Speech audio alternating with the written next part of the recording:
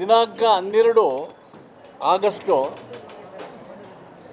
2024-25ರ ದಸರಾ ಆಚರಣೆಗೆ ಸಂಬಂಧಪಟ್ಟಾಗೆ I power committee meeting ಸನ್ಮಾನ್ಯ ಮುಖ್ಯಮಂತ್ರಿಗಳ ಅಧ್ಯಕ್ಷತೆಯಲ್ಲಿ ಬೆಂಗಳೂರಿನಲ್ಲಿ ನಡೀತು. ಅಲ್ಲಿ ಉಪಮುಖ್ಯಮಂತ್ರಿಗಳು, ಪ್ರವಾಸೋದ್ಯಮ ಮಂತ್ರಿಗಳು, ಕನ್ನಡ ಸಂಸ್ಕೃತಿ ಮಂತ್ರಿಗಳು ಮತ್ತು ವಿದ್ಯುತ್ ಶಕ್ತಿ ಮಂತ್ರಿಗಳು, ಸೆರಿಕಲ್ಚರ್ ಮಿನಿಸ್ಟರ್ ಚಾಮರಾಜನಗರ ಜಿಲ್ಲಾ ಉಸ್ತುವಾರಿ ಮಂತ್ರಿಗಳು, ಜೊತೆಗೆ ನಮ್ಮ ಮೈಸೂರು ಚಾಮರಾಜನಗರ ಜಿಲ್ಲೆಯ ಶ್ರೀರಂಗಪಟ್ಟಣ ತಾಲೂಕಿನ ಎಲ್ಲ ಮಾನ್ಯ ಶಾಸಕರುಗಳು ಆ ಒಂದು ಸಭೆಯಲ್ಲಿ ಹಾಜರಾಗಿದ್ದರು.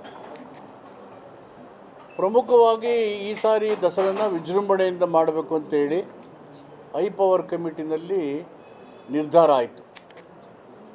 ಕಾರಣ ಹೋದ ಸಾರಿ ಮಳೆ ಇರಲಿಲ್ಲ, ಅಭಾವ ಪರಿಸ್ಥಿತಿ ಇತ್ತು. ಹಾಗಾಗಿ ವಿಜೃಂಭಣೆಯೂ ಅಲ್ಲದೇ ಕಡಿಮೆನೂ ಅಲ್ಲದೇ ಸಾಂಪ್ರದಾಯಿಕ ದಸರಾ ಆಚರಣೆಗೆ ತೊಂದರೆ ಆಗದ ರೀತಿಯಲ್ಲಿ ಮಾಡಬೇಕು ಅಂತ ಸೂಚನೆ ಕೊಟ್ಟಿದ್ದರು. ಅದೇ ರೀತಿಯಲ್ಲಿ ಕಳೆದ ಬಾರಿ ದಸರಾನ ಆ ಮಾರ್ಗಸೂಚಿ ಕೆಳಗಡೆ ಮಾಡಲಿಕ್ಕೆ ಮೈಸೂರಿನ ಮತ್ತು ನಗರ ಮತ್ತು ಪಟ್ಟಣದ ನಮ್ಮ ಎಲ್ಲ ಮಾನ್ಯ ಜನಪ್ರತಿನಿಧಿಗಳು, ಮೈಸೂರು ನಗರದ ಜನತೆ ಮತ್ತು ನಮ್ಮ ಮಾಧ್ಯಮದ ನಮ್ಮ ಎಲ್ಲ ಸ್ನೇಹಿತರು ಕೂಡ ಸಹಕಾರ ಮಾಡಿ ಯಶಸ್ವಿಯಾಗಿ ದಸರಾ ಮಾಡಲಿಕ್ಕೆ ಅವಕಾಶ ಸಹಕಾರ ಕೊಟ್ಟಿದ್ದೀರಿ. ಅದಕ್ಕೆ ತಮ್ಮೆಲ್ಲರಿಗೂ ನಾನು ನನ್ನ ವತಿಯಿಂದ, ಜಿಲ್ಲಾ ಆಡಳಿತ ವತಿಯಿಂದ, ಸರ್ಕಾರದ ವತಿಯಿಂದ ಸಂಬಂಧಪಟ್ಟ ಎಲ್ಲರಿಗೂ ಧನ್ಯವಾದಗಳನ್ನು ತಿಳಿಸಲಿಕ್ಕೆ ಬಯಸ್ತೇನೆ. ಈ ಸಾರಿ ವಿಜೃಂಭಣೆಯಿಂದ ದಸರಾ ಮಾಡಬೇಕು ಅಂತ ತೀರ್ಮಾನ ಮಾಡಿದ ಉದ್ದೇಶ ಹಿನ್ನೆಲೆ ಮಳೆ ಚೆನ್ನಾಗಾಗಿದೆ, ನಮ್ಮ ಡ್ಯಾಮ್ಗಳೆಲ್ಲವೂ ತುಂಬಿದ್ದಾವೆ, ಬಿತ್ತನೆ ಕಾರ್ಯ ಪ್ರಾರಂಭ ಆಗಿದ್ದಾವೆ. ಸರ್ಕಾರ ಬಿತ್ತನೆಗೆ ರೈತರಿಗೆ ಬೇಕಾದಂಥ ರಸಗೊಬ್ಬರ, ಬಿತ್ತನೆ ಬೀಜ, ಇತರ ಸಲಕರಣೆಗಳನ್ನು ವಿತರಣೆ ಮಾಡುವಂಥ ಕಾರ್ಯಕ್ರಮವನ್ನು ಮಾಡಿದ್ದೀವಿ. ರೈತರ ಮುಖದಲ್ಲಿ ಸ್ವಲ್ಪ ಹರ್ಷವನ್ನು ಕಾಣ್ತಕ್ಕಂಥ ವಾತಾವರಣವನ್ನು ಪ್ರಕೃತಿ ನಮಗೆ ನಿರ್ಮಿಸಿಕೊಟ್ಟಿರೋದ್ರಿಂದ ವಿಜೃಂಭಣೆಯಿಂದ ಮಾಡಿ ಅಂತ ಐ ಪವರ್ ಕಮಿಟಿನಲ್ಲಿ ಸೂಚನೆಯನ್ನು ಕೊಟ್ಟಿದ್ದಾರೆ. ಆ ಹಿನ್ನೆಲೆಯಲ್ಲಿ ನಮ್ಮೆಲ್ಲ ಮಾನ್ಯ ಶಾಸಕರು, ಬಹುತೇಕ ನಮ್ಮ ಮೈಸೂರು ಜಿಲ್ಲೆ, ಚಾಮರಾಜನಗರ ಜಿಲ್ಲೆ ಮತ್ತು ಶ್ರೀರಂಗಪಟ್ಟಣದ ಶಾಸಕರು ಎಲ್ಲರೂ ಕೂಡ ಈ ಕಾರ್ಯಕ್ರಮದಲ್ಲಿ ಈ ಎಕ್ಸಿಕ್ಯೂಟಿವ್ ಕಮಿಟಿ ಸಭೆಯಲ್ಲಿ ಭಾಗವಹಿಸಿದರು. ಐ ಪವರ್ ಕಮಿಟಿಯಲ್ಲಿ ಚರ್ಚೆ ಆದಂಥ ಪ್ರಮುಖವಾದಂಥ 3 ವಿಷಯಗಳು ಅಂದರೆ, ಒಂದು, ದಸರಾ ಆಚರಣೆಗೆ ಬೇಕಾದಂಥ ಹಣಕಾಸಿನ ಮಂಜೂರಾತಿ. ಎರಡನೇದು, ದಸರಾ ಆಚರಣೆಗೆ 4G ಎಕ್ಸೆಂಪ್ಷನ್. ಕಡಿಮೆ ಅವಧಿ ಇರೋದ್ರಿಂದ ಟೆಂಡರ್ ಪ್ರೋಸೆಸ್ ಡಿಲೇ ಆಗಿ ನಾವು ಕಾಲಕ್ಕೆ ಸರಿಯಾಗಿ ನಿಗದಿತ ಸಮಯಕ್ಕೆ ಕೆಲಸನ ಮಾಡಲಿಕ್ಕೆ ಆಗೋದಿಲ್ಲ ಅಂಥೇಳಿ ಇರೋದರಿಂದ 4G ಎಕ್ಸೆಂಪ್ಷನ್. ಮೂರನೇದು, ದಸರಾ ಉದ್ಘಾಟನೆಗೆ ಅತಿಥಿಗಳನ್ನು ಆಹ್ವಾನ ಮಾಡೋದು. ಮೊದಲ 2 ಕಾರ್ಯಕ್ರಮಕ್ಕೆ ನಮಗೆ ಮಂಜೂರಾತಿಯನ್ನು ಕೊಡ್ತೀವಿ ಅಂತೇಳಿ 4G ಮತ್ತು ಬಡ್ಜೆಟನ್ನು ಕೊಡ್ತೀವಿ ಅಂತ ಹೇಳಿದ್ದಾರೆ. ಅದರಲ್ಲಿ ಅತಿಥಿಗಳ ಆಹ್ವಾನನ ಮುಖ್ಯಮಂತ್ರಿಗಳ ಅಧಿಕಾರ ವ್ಯಾಪ್ತಿಗೆ ಒಪ್ಪಿಸಿದ್ದೀವಿ. ಅವರು ತೀರ್ಮಾನ ಮಾಡಿ ನಮಗೆ ಹೇಳ್ತಾರೆ ಯಾರು ಬಂದು ಉದ್ಘಾಟನೆ ಮಾಡಬೇಕು ಅಂತೇಳಿ. ಇವತ್ತಿನ ಕಾರ್ಯಕಾರಿ ಸಮಿತಿ ಸಭೆಯಲ್ಲಿ ನಮ್ಮ ಜಿಲ್ಲಾಧಿಕಾರಿಗಳು ಸಹಜವಾಗಿ ಎಂದಿನಂತೆ ದಸರಾ ಉತ್ಸವ ಸಮಿತಿಯ ಕಾರ್ಯದರ್ಶಿಯಾಗಿ ಅವರು ಕೆಲಸ ಮಾಡ್ತಾರೆ. ಅದರ ಜೊತೆಗೆ ಸುಮಾರು 17 ಉಪಸಮಿತಿಗಳನ್ನು ನೇಮಕ ಮಾಡಿದ್ದೀವಿ. 17 ಉಪಸಮಿತಿಗಳು. ಅದರ ಹೆಸರು ಹೇಳಬೇಕಾದ ಅಗತ್ಯ ಇಲ್ಲ ಅಂತ ಅಂದ್ಕೊಂಡಿದ್ದೀನಿ. ನಿಮಗೆಲ್ಲ ಕೊಡ್ತಾರೆ, ನಿಮಗೆಲ್ಲ ಗೊತ್ತಿದೆ. ಮತ್ತು ಅದರ ಜೊತೆಗೆ ಇದನ್ನು ನಮ್ಮ ಕಾರ್ಯಕಾರಿ ಸಮಿತಿ ಅಂಗೀಕಾರ ಕೊಟ್ಟಿದ್ದಾರೆ. ಈ ಉಪಸಮಿತಿ ಇದಕ್ಕೆ ಅಂಗೀಕಾರ ಕೊಟ್ಟಿದ್ದಾರೆ. ಮತ್ತು ದಸರಾ ಕಾರ್ಯಕ್ರಮ 3ನೇ ತಾರೀಕು ವಿದ್ಯುಕ್ತವಾಗಿ ಚಾಮುಂಡಿ ಬೆಟ್ಟದಲ್ಲಿ 9 ಗಂಟೆ 15 ನಿಮಿಷದಿಂದ 9 ಗಂಟೆ 45 ನಿಮಿಷದವರೆಗೆ ಅದು ಉದ್ಘಾಟನೆ ಆಗುತ್ತೆ. 9 ಗಂಟೆ 15 ನಿಮಿಷದಿಂದ 9:45 ಗಂಟೆ 45 ನಿಮಿಷವರೆಗೆ ಧಾರ್ಮಿಕ ನಂಬಿಕೆಗೆ ಅನುಗುಣವಾಗಿ ಈ ಸಮಯ ಒಳ್ಳೆಯದು ಅಂತ ಹೇಳಿದ್ದಾರೆ. ಧಾರ್ಮಿಕ ನಂಬಿಕೆಗೆ ಅನುಗುಣವಾಗಿ ಇದನ್ನು ತಿಳಿಸಿದ್ದಾರೆ. ಅದರ ಪ್ರಕಾರ ಅವರು ವಿದ್ಯುಕ್ತವಾಗಿ ನೆರವೇರಿಸ್ತಾರೆ. ಇದರ ಜೊತೆಯಲ್ಲಿ 19 ಕಾರ್ಯಕ್ರಮಗಳನ್ನು ಈ ಕಾರ್ಯಕಾರಿ ಸಮಿತಿಯಲ್ಲಿ ಚರ್ಚೆ ಮಾಡಿದ್ದೀವಿ. ಎಂದಿನಂತೆ ಇವು ಉಪಸಮಿತಿಗಳು ರಚನೆಯಾದರ ಕಾರ್ಯವ್ಯಾಪ್ತಿ, ಗಜಪಯಣ 21ನೇ ತಾರೀಕು ವೀರನ ಹೊಸಹಳ್ಳಿನಲ್ಲಿ ಮೊದಲನೇ ತಂಡವನ್ನು ಸ್ವಾಗತ ಮಾಡಲಿಕ್ಕೆ ತೀರ್ಮಾನ ಮಾಡಿದ್ದೇವೆ. 23ನೇ ತಾರೀಕು ಮೈಸೂರು ಅರಮನೆಯಲ್ಲಿ ಅವರಿಗೆ ಸಾಂಪ್ರದಾಯಿಕವಾಗಿ ಸ್ವಾಗತ ರಚನೆಯನ್ನು 23ನೇ ತಾರೀಕು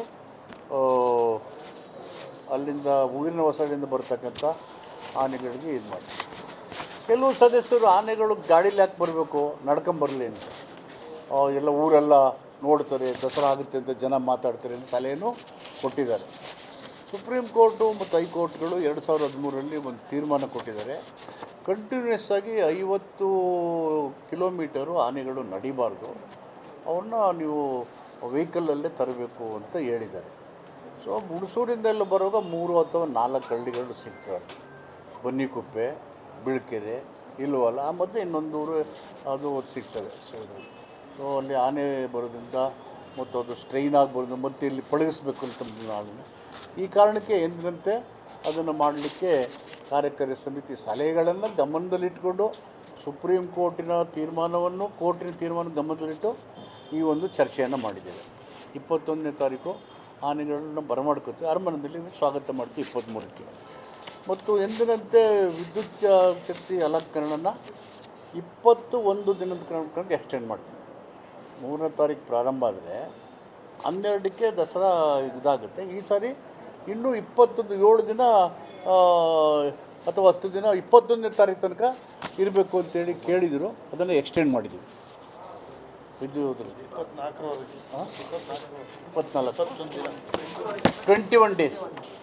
21 ಡೇಸ್ ಅದು ಮಾಡ್ತೀವಿ ಅಂತಲೇ ಹೈಪವರ್ ಕಮಿಟಿನಲ್ಲೇ ಸೂಚನೆ ಕೊಟ್ಟಿದ್ದಾರೆ. ಅದರಂತೆ 21 ದಿನ ವಿದ್ಯುತ್ ಶಕ್ತಿ ಸರಿ ಇರುತ್ತೆ. ಮತ್ತು ಯುವ ದಸರಾ ಕಳೆದ ಬಾರಿ 3 ದಿನಕ್ಕೆ ನಡೆಸಿದ್ವಿ. ನಮ್ಮ ಎಲ್ಲ ಮಾನ್ಯ ಶಾಸಕರ ಅವ್ರ ಸಲಹೆ ಮೇರೆಗೆ 7 ದಿನ ಮಾಡೋಣ ಅಂತೇಳಿ ಅದನ್ನು ಕೂಡ ತೀರ್ಮಾನ ಮಾಡಿದ್ವಿ, 7 ಡೇಸ್. ಸೊ ಇದನ್ನು ತೀರ್ಮಾನ ಮಾಡಿ ಉಳಿದಂತೆ ಯುವ ದಸರಾ, ಯುವ ಸಂಭ್ರಮ, ಕ್ರೀಡೆ, ವಸ್ತು ಪ್ರದರ್ಶನ, ಸರ್ಕಾರಿ ಮಳಿಗೆಗಳು, ಜಲಸಾಹಸ ಕ್ರೀಡೆಗಳು, ಚಲನಚಿತ್ರ, ಎಂದಿನಂತೆ ಈ ಕಾರ್ಯಕ್ರಮಗಳೆಲ್ಲ ಇದ್ದಾವೆ. ಮತ್ತು ನಮ್ಮ ಎಕ್ಸಿಬಿಷನ್ನಲ್ಲಿ ಎಲ್ಲ ಮಳಿಗೆಗಳು ತುಂಬಿರಬೇಕು. ಕಳೆದ ಬಾರಿ ಬಹುತೇಕ 60-70% ತುಂಬಿದ್ದು, ಸ್ವಲ್ಪ ಮುನ್ನೆಚ್ಚರಿಕೆ ವಹಿಸಿ. ಈ ಸಾರಿ ಎಲ್ಲ ದಸರಾ ದಿನವೇ ಎಲ್ಲ ತುಂಬಬೇಕು ಅಂತೇಳಿ ಈಗಲೇ ಎಲ್ಲ ಸೂಚನೆ ಮುಖ್ಯ ಕಾರ್ಯದರ್ಶಿಗೆ ಎಲ್ಲರಿಗೂ ಜಿಲ್ಲಾ ಪಂಚಾಯತ್ಗೆ ಸೂಚನೆ ಕೊಡಬೇಕು ಅಂತ ಹೇಳಿದ್ದೀವಿ. ಅಗತ್ಯ ಬಿದ್ದರೆ ನಾವೇ ಇಲ್ಲಿಂದನೂ ಎಲ್ಲ ಜಿಲ್ಲಾ ಪಂಚಾಯತ್ಗೆ ವಿಡಿಯೋ ಕಾನ್ಫರೆನ್ಸ್ ಮುಖಾಂತರ ಮಾತಾಡಿ ಆದಷ್ಟು ಆವತ್ತಿನ ದಿನ ಎಲ್ಲ ಮಳಿಗೆಗಳು ತುಂಬಬೇಕು ಅಂತ ಹೇಳಲಿಕ್ಕೆ ನಾವು ಪ್ರಯತ್ನ ಮಾಡ್ತೀವಿ. ಸೊ ಎಂದಿನಂತೆ ಈ ದಸರಾ ವಿಜೃಂಭಣೆಯಿಂದ ನಡೆದು ಇದು ಹೆಚ್ಚು ದಸರಾ ಬರೀ ಜನ ಸೇರೋದು, ಸಾಂಸ್ಕೃತಿಕ, ಸಂಗೀತ, ಕ್ರೀಡೆ, ಕಲೆಗಳಲ್ಲಿ ಭಾಗವಹಿಸೋಷ್ಟೇ ನಮ್ಮ ದೇಶದ ಸ್ವತಂತ್ರ ಸಂಗ್ರಾಮದ ಉದ್ದೇಶಗಳನ್ನು ಸಾರಬೇಕು. The concept of freedom movement, ಅದರ ಸಂದೇಶ ಥೀಮ್ ಇರಬೇಕು. ಕಾನ್ಸ್ಟಿಟ್ಯೂಷನ್ ಆ್ಯಂಡ್ ಇಟ್ಸ್ ರೆಸ್ಪಾನ್ಸಿಬಿಲಿಟೀಸ್, ಅದು ಏನು ಅಂತ ಜನರಿಗೆ ಗೊತ್ತಾಗಬೇಕು. ಮತ್ತು 50 ವರ್ಷ ಆಯಿತು ಇದೇ ಸಂದರ್ಭದಲ್ಲಿ ಕನ್ನಡ ರಾಜ್ಯೋತ್ಸವದ ಸಂಭ್ರಮ. ಅದಕ್ಕೆ ಕನ್ನಡದ ಈ ಒಂದು ಇದರಲ್ಲಿ ಕೊಡುಗೆ ನೀಡಿದಂಥ ಮಹನೀಯರ ಬಗ್ಗೆ ಶಬ್ದಚಿತ್ರಗಳು, ಬರವಣಿಗೆಗಳು, ಆ ರೀತಿ ಕನ್ನಡ ನಾಡು, ನುಡಿ, ಜಲ, ನೆಲಕ್ಕೆ ಕಾಣಿಕೆ ನೀಡಿದಂಥವ್ರ ಬಗ್ಗೆ ಅವರ ವೈಭವೀಕರಣ ಮಾಡ್ತಕ್ಕಂಥದ್ದನ್ನು ಕೂಡ ಸ್ಮರಿಸ್ತಕ್ಕಂಥದ್ದು ಕೂಡ ಇಲ್ಲಿ ಅಡಕಾಗಿತ್ತು.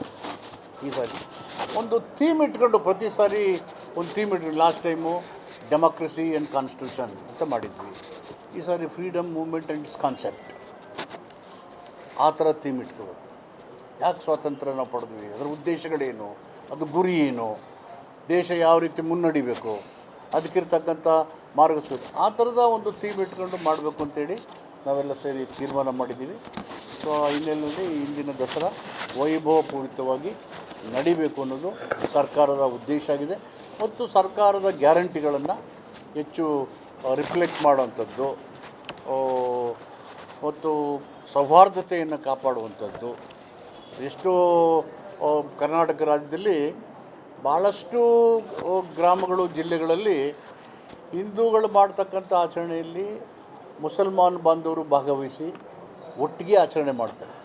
ಮೊನ್ನೆ ರಂಜಾನ್ ಆದ ಕಾಲದಲ್ಲಿ ರಂಜಾನ್ ಹಬ್ಬದಲ್ಲಿ ಹಿಂದೂಗಳು ಸೇರಿ ರಂಜಾನ್ ಆಚರಣೆ ಮಾಡಿದರು. ಸೊ ಇದು one of the freedom movements concept. Communal harmony ಅನ್ನೋದು ಭಾರತ ದೇಶದ ಸ್ವಾತಂತ್ರ್ಯದ ಉದ್ದೇಶದ ಪ್ರಮುಖ ಅಂಶಗಳಲ್ಲಿ ಒಂದು.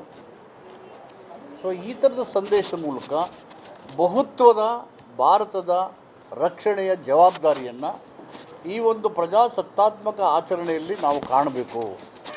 ಭಾರತ ಜನರು ಒಗ್ಗೂಡಬೇಕು, ವೈವಿಧ್ಯತೆಯಲ್ಲಿ ಏಕತೆಯನ್ನು ಕಾಣಬೇಕು ಅಂತಕ್ಕಂಥ ಉದ್ದೇಶನ ಇಟ್ಕೊಂಡು ಈ ಒಂದು ದಸರಾವನ್ನು ಮಾಡಬೇಕು ಅನ್ನೋದು ನಮ್ಮೆಲ್ಲರ ಉದ್ದೇಶ ಆಗಿದೆ.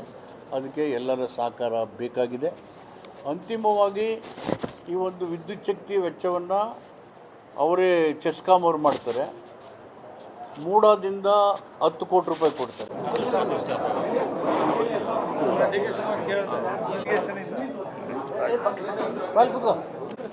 ಈಗ ಶುರು ಮಾಡೋಣ. ಎಲ್ಲ ಪತ್ರಿಕಾ ಮತ್ತು ಮಂಜೂರು ಎಸ್ಪಾಲ್ರಾಜು ಬಿಜೆಪಿ ಅಭ್ಯರ್ಥಿ ಗ್ರಾಮದವರು